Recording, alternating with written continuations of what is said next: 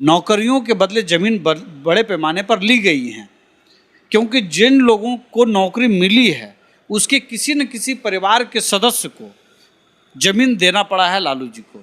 भले वो बिक्री पत्र दिखा करके हुआ हो, लेकिन जो उसकी वाजिब कीमत है उसकी तुलना में वो जो दाम है वो बेहद कम है। ललन सिंह जी और शिवानंद तिवारी ने लालू जी के खिलाफ मामला शुरू किया था और इस मामले में भी ललन सिंह जी का ही विसिल ब्लोअर बनने की बात सामने है। सवाल किसी के विसिल ब्लोअर का होने का नहीं है, सवाल है कि अगर भ्रष्टाचार हुआ है तो कानून के दायरे में कानून सम्मत कार्रवाई होनी चाहिए या नहीं होनी चाहिए। बाद जब नीतीश कुमार जी पर कोई किताब लिखी जाएगी या कोई रिसर्च होगा तो उनके पूरे कैरेक्टर पे एक बहुत बड़ा सवाल उठेगा कि वो बहुत ही सेलेक्टिव तरीके से, आप देखिए अवधेश कुशवाहा, मंजू वर्मा, जीतन राम मांझी, मेवालाल चौधरी, ये तमाम लोगों ने इस्तीफा दिया। आरएन सिंह ने इस्तीफा दिया, रामाधार सिंह जी ने इस्तीफा दिया, तो फिर तेजस्वी जी क्यों नहीं? ठीक है। लैंड फॉर जॉब मामले में सीबीआई ने अपनी चार्जशीट तेजस्वी यादव के खिलाफ पेश कर दी है। इस पर बीजेपी की तरफ से प्रतिक्रिया कल ही आ गई थी। अभी हमारे साथ बात करने के लिए आरएलजेडी के प्रदेश प्रवक्ता राहुल कुमार जी हैं। हम इनसे जानेंगे कि इनकी क्या प्रतिक्रिया है। सर, लैंड फॉर जॉब में सीबीआई चार्जशीट पेश कर चुकी है, क्या कहना है? देखिए, आरएलजेडी का इस मामले में स्पष्ट मत है कि भ्रष्टाचार के मामले में लालू जी का जो परिवार है वो लंबे समय से डिफरेंट तरह के केसेस में शामिल रहे हैं और यही वजह है कि न सिर्फ लालू जी बल्कि राबड़ी देवी जी, निशा भारती जी और अब तो तेजस्वी जी भी, और कई अवसरों पर आपने देखा होगा कि रागिनी जी और हेमा जी का भी नाम इस तरह से आता रहा है। आपको यह भी मालूम होगा, ये सभी को सामने है कि नौकरियों के बदले ज़मीन बड़े पैमाने पर ली गई हैं, क्योंकि जिन लोगों को नौकरी मिली है उसके किसी न किसी परिवार के सदस्य को ज़मीन देना पड़ा है लालू जी को। भले वो बिक्री पत्र दिखा करके हुआ हो, लेकिन जो उसकी वाजिब कीमत है उसकी तुलना में वो जो दाम है वो बेहद कम है। आप इसी तरह से देखेंगे कि दिल्ली में न्यू फ्रेंड्स कॉलोनी में माना जाता है कि 150 करोड़ की वो बिल्डिंग है। ये भी कुछ कंपनी का नाम है जिसमें राबड़ी देवी जी का भी नाम है, तेजस्वी जी का भी नाम है। वो महज 4 लाख रुपए में उनको इस परिवार को मिला है। तो निश्चित तौर पर कहीं न कहीं भ्रष्टाचार तो हुआ है और अब जब सीबीआई या कोई भी एजेंसी इनको जांच के दायरे में ले रही है और आरोप पत्र जब दाखिल कर चुकी है तो निश्चित तौर पर अब इनको जो बात कहनी है वो जाए कोर्ट में, और अगर इनको लगता है कि पाक साफ है तो कोर्ट जाए। लेकिन जिस तरह के एविडेंसेज हैं सामने वो काफ़ी है ये बताने के लिए कि यह परिवार लंबे अरसे से भ्रष्टाचार में शामिल रहा है और ऐसे समय में नीतीश कुमार जी की जिम्मेवारी बढ़ जाती है।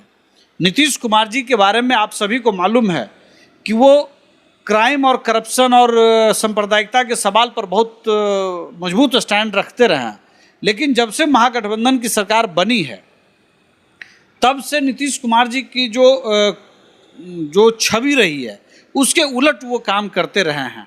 आपको मालूम होगा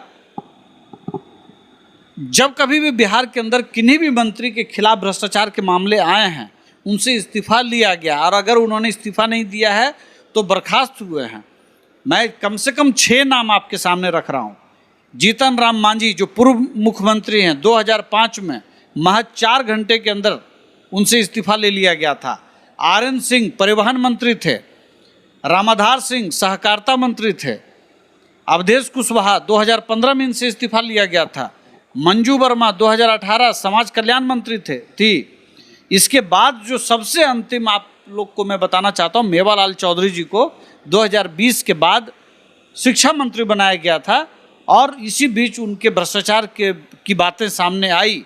महज 4-5 घंटे के अंदर उनसे भी इस्तीफा ले लिया गया था। पिछली बार भी तो महागठबंधन में जब शामिल हुए थे नीतीश कुमार और उन पे लालू परिवार पे जब आरोप लगा था भ्रष्टाचार का, तो उन्होंने तो गठबंधन ही तोड़ दिया था। तो जो साहस 2017 में नीतीश कुमार जी दिखा चुके हैं, 2023 में क्यों नहीं दिखा पा रहे हैं? अभी तक 48 घंटे से ज़्यादा समय गुजर चुका है और आरएलजेडी भी मांग करती है, अन्य पार्टियों ने भी कहा है, मैंने देखा है, आरएलजेडी भी ये मांग करती है कि नीतीश कुमार जी न सिर्फ उनसे इस्तीफा लें, बल्कि अगर वो इस्तीफा नहीं देते हैं तो नीतीश कुमार अपनी नैतिकता को बचाने के लिए उनको बर्खास्त करें। गठबंधन टूट जाएगा। राजनीति, जब आप स्वच्छ राजनीति की बात करते हैं, दावा करते हैं और यह भी दावा करते हैं कि आप सुशासन बाबू हैं, नीतीश कुमार जी का दूसरा नाम सुशासन बाबू है, तो जिन 6 मंत्रियों के इस्तीफे से सुशासन बाबू नाम रखा गया, तो नीतीश कुमार जी से अपेक्षा रहेगी कि जनता की भावनाओं का ख्याल रखें और इस्तीफा दें। कुल मिला के आप ये चाहते हैं कि यह सरकार ज़्यादा दिन तक न चले? नहीं, ऐसी बात नहीं है। तेजस्वी जी ही उस पार्टी में सबसे मजबूत नेता हैं, ऐसा तो नहीं है। उस पार्टी में और भी बहुत सारे लोग हो सकते हैं, उस पार्टी में और भी वैसे भी तेजस्वी जी के पास 3-4 मंत्रालय है, काम पर असर पड़ रहा है, पुल गिर रहा है, स्वास्थ्य विभाग में 500 तबादले हुए, उसमें भी भ्रष्टाचार की बात सामने आ रही है। नीतीश कुमार जी ने ही उस तबादला को रोका हुआ है, जांच चल रही है। तो यह भी तो संभव है कि लालू जी के परिवार की तरफ से या पार्टी की तरफ से किसी योग्य व्यक्ति को सामने लाया जाए मंत्री के तौर पर, और जब ये कोर्ट से पाक साफ आ जाए, जनता के कोर्ट से भी और न्यायालय के से आरोप मुक्त हो जाएं, उसके बाद इनका स्वागत है। आरजेडी कह रही है कि बीजेपी तमाम तरह के पैतरे आजमा रही है, 2024 और 25 के चुनाव में डर गई है, विपक्षी एकता जो की मुहिम जो चली थी उससे वो डर गई है। और उधर सम्राट चौधरी और बीजेपी के लोग कह रहे हैं कि लालू यादव को भी नीतीश कुमार ने फंसाया था, अब तेजस्वी यादव को भी नीतीश कुमार ही फंसा रहे हैं। देखिए, इस देश की राजनीति का आयरनी है कि ललन सिंह जी और शिवानंद तिवारी ने लालू जी के खिलाफ मामला शुरू किया था और इस मामले में भी ललन सिंह जी का ही विसिल ब्लोअर बनने की बात सामने है। सवाल किसी के विसिल ब्लोअर का होने का नहीं है, सवाल है कि अगर भ्रष्टाचार हुआ है तो कानून के दायरे में कानून सम्मत कार्रवाई होनी चाहिए या नहीं होनी चाहिए। तो सीबीआई ने वो काम किया।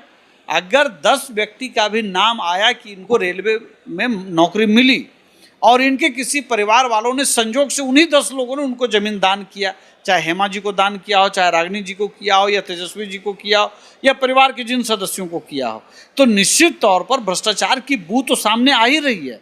एविडेंसेज हैं, तमाम एविडेंसेज हैं, विसिल ब्लोअर चाहे कोई रहा हो। लेकिन सवाल यह है कि जो भ्रष्टाचार करेगा उसको सजा मिलनी ही चाहिए। बिहार के डेवलपमेंट को लेकर के, बिहार के अंदर बेहतर राजनीति को लेकर के इस तरह के एलिमेंट को निश्चित तौर पर न्याय के कटघरे में खड़ा होना ही पड़ेगा। अच्छा, ये चीज़ हम आपको इसलिए पूछ रहे हैं ये सवाल कि जिस समय लालू जी पे आरोप लगा था चारा घोटाले का, उस समय आपके नेता उपेंद्र कुशवाहा जी और नीतीश कुमार दोनों बहुत ही करीबी थे, एक साथ थे, तो क्या इसमें सच्चाई है कि लालू जी को नीतीश कुमार ने ही फंसाया था? कोई किसी को नहीं फंसाता है, सभी अपने कर्मों का फल भोगते हैं। अगर चारा घोटाला नहीं होता तो कोई फंसा देगा। जब नीतीश कुमार जी मुख्यमंत्री नहीं थे, संयुक्त मोर्चा की सरकार थी और उस सरकार को जनता दल या राष्ट्रीय जनता दल, जो उस समय पार्टी थी लालू जी की, उस सरकार को समर्थन था। उस सरकार ने लालू जी पर चार्जशीट किया था और उस सरकार ने लालू जी को सीबीआई के दायरे में ला करके उसको जेल भेजने का काम किया था। कांग्रेस की सरकार, कांग्रेस की नहीं सिर्फ सरकार थी, संयुक्त मोर्चा की सरकार थी और उस संयुक्त मोर्चा सरकार में लालू जी भी थे। तो कहीं न कहीं ये बात समझना पड़ेगा कि इस देश में जो कोई भी भ्रष्टाचारी है, सरकार किसी की रहे, सीबीआई हो, ईडी हो या इनकम टैक्स हो, उसको कार्रवाई करनी ही चाहिए। आवाज उन्हीं के साथ भी है। आप फंसाने जैसा शब्द मत बोलिए। फंसाना तो तब होता है कि हम आपके घर में एक हथियार रख दें और आपको हम फंसा दें। यहाँ भ्रष्टाचार हुआ, एविडेंसेज हैं। दुमका के कोर्ट से या रांची के कोर्ट से या दिल्ली के कोर्ट से अगर सज़ा मिल रहा है तो कहीं ना कहीं फंसाने की कोई बात नहीं है, घटना घटी है, उसका फल भोगना पड़ता है। कुल मिला के आप तेजस्वी जी का इस्तीफा चाह रहे हैं इस मामले में? नहीं, हम नीतीश कुमार जी से वो उम्मीद कर रहे हैं जो उन्होंने पिछले 15-17 साल की राजनीति में एक पैमाना बनाया था। राजनीति में अब वो अवसान के दौर में है नीतीश कुमार जी। नीतीश कुमार जी को वो पैमाना हमेशा याद रखना चाहिए, उसको लागू करना चाहिए। नहीं तो 10-20 साल के बाद जब नीतीश कुमार जी पर कोई किताब लिखी जाएगी या कोई रिसर्च होगा तो उनके पूरे कैरेक्टर पे एक बहुत बड़ा सवाल उठेगा कि वो बहुत ही सेलेक्टिव तरीके से, आप देखिए अवधेश कुशवाहा, मंजू वर्मा, जीतन राम मांझी, मेवालाल चौधरी, ये तमाम लोगों ने इस्तीफा दिया। आरएन सिंह ने इस्तीफा दिया, रामाधार सिंह जी ने इस्तीफा दिया, तो फिर तेजस्वी जी क्यों नहीं? पाक साफ हो करके निकले वो कोर्ट से, फिर स्वागत है जनता के बीच, क्या दिक्कत है इसमें? चलिए, ये थे राहुल कुमार जी, जिन्होंने साफ तौर पर कहा है कि नीतीश कुमार ने अपने शुरुआती दिनों में जिस सुशासन की बात की थी उसी सुशासन को लेकर के आज भी उनको चलना चाहिए और तेजस्वी यादव जी से उनको नैतिकता के आधार पर इस्तीफा लेना चाहिए। इस बारे में आपकी क्या राय है हमें आप कमेंट बॉक्स में बताएंगे और अगर हमारे चैनल को सब्सक्राइब नहीं किया है तो जल्दी से सब्सक्राइब कर लेंगे। धन्यवाद।